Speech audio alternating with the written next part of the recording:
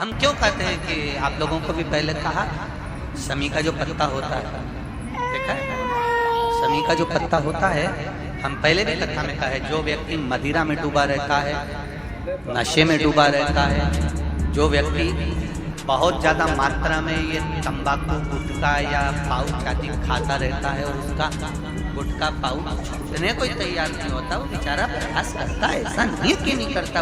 आजकल के जमाने में तो कितनी बड़ी बड़ी बीमारी होने लगी, कैंसर जैसा रोग होने लगा, तो वो छोड़ना चाहता है, ऐसा नहीं कि नहीं छोड़ना चाहता। हर व्यक्ति चाहता है कि मैं व्यसन को छोड़ दूं, पर थोड़े दिन छूटता है, वापिस वो उस व्यसन में लग जाता है। तो हम पहले भी इस कथा को कहे, शमी के वृक्ष के नीचे शमी के मिट्टी का शिवलिंग बनाकर, शमी के वृक्ष के नीचे शमी की ही मिट्टी का शिवलिंग बनाकर उस पर जो बेलपत्र समर्पित करता है और शमी पत्र समर्पित करता है, वो बेलपत्री को उठाकर ले आता है, शमी पत्र के साथ में शिवलिंग की पूजन करी हुई शिवलिंग का विसर्जन कर देता है। उसी दिन उस बेलपत्र को, लाए हुए बेलपत्र को जो शमी पेड़ के नीचे पूजन कर कर बनाया गया है, उस बेलपत्र को जो नशा करने वाला व्यक्ति होता है, उसको 3 दिन तक लगातार पहली पत्ती बीच की, दूसरी पत्ती राइट की, तीसरी पत्ती लेफ्ट की, जो एक एक कर 3 दिन तक खिला देता है। 3 या 4 बार अगर प्रयोग कर लिया तो ये निश्चित है दूसरी बार वो नशे में धुत नहीं होगा। शमी वृक्ष जो शंकर भगवान का अड़भंग स्वरूप जहां विराजमान, थोड़ा मदिरा पान करने वालों के लिए, व्यसन करने वालों के लिए, थोड़ा गलत कर्म करने वालों के लिए थोड़ा सा और बहुत जरूरी है। मेरा नवयुवक बेटा बेटियों से ये निवेदन रहा है और आज फिर कहता है, आप तंबाकू खाते हो, आप गुटखा खाते हो, आप पाउच खाते हो, आपसे निवेदन है ये समझ लीजिए कि आप मौत की सीढ़ी पर अपना पांव रखना प्रारंभ कर दिए हो और मौत की सीढ़ी पर पांव रखा और कभी भी कोई बड़ी बीमारी आपको किसी भी समय पर घेर सकती। एक बात बहुत ध्यान से उतारना, मेरे बेटा बेटियों से निवेदन, नवयुवक बच्चों से निवेदन, युवान बेटा बेटियों से निवेदन है, हम सुपारी खाते हैं या कोई सामान खाते हैं, बार बार हमारा गाल कटता जाता है, फिर ठीक होता है, फिर कटता है, फिर ठीक होता है, फिर कटता है, दांत में, जबड़े पर और गाल में झार सी पड़ने लगती है।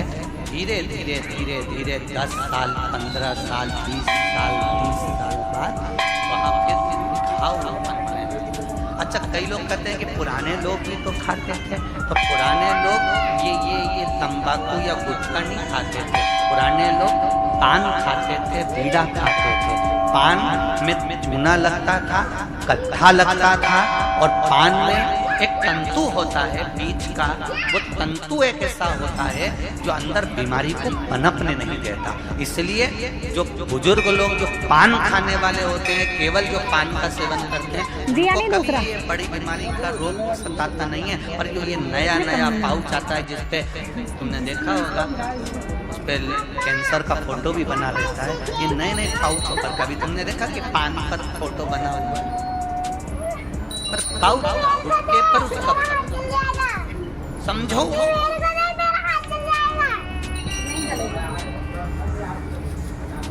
तो कौन से वृक्ष के नीचे पूजन करना है? जम के बोलिए, जम के बोलो जरा, शमी वृक्ष के नीचे। रायपुर वालों को जो कथा मिली है, बड़े ध्यान से सुनना ये कथा, बड़े आनंद के साथ मिली। और जितने लोग आस्था चैनल पर जो सुन रहे हैं, जितने फेसबुक यूट्यूब पर सुन रहे हैं, और यहाँ लाखों की संख्या में लोग बैठे होंगे, कई लोग तो अपनी अपनी टीन के ऊपर, छत के ऊपर चढ़ के बैठे हैं, कोई ट्रैक्टर पर, कोई गाड़ियों पर, कोई खंभों पर चढ़ के बैठे होंगे। ध्यान से, बड़े प्रेम से सुनो इस कथा को, बड़े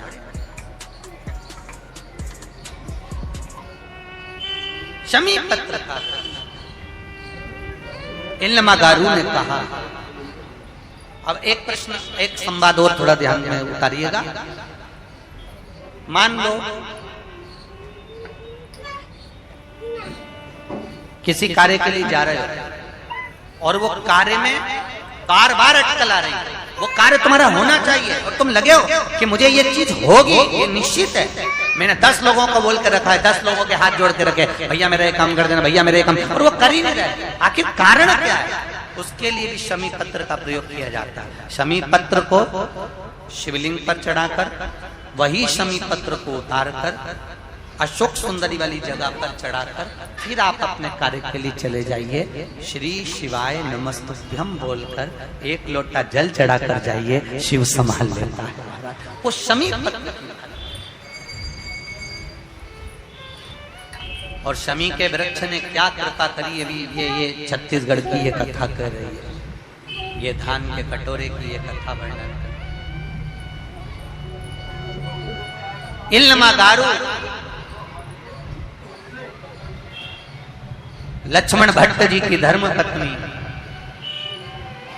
जगत गुरु श्रीमद वल्लभाचार्य जी की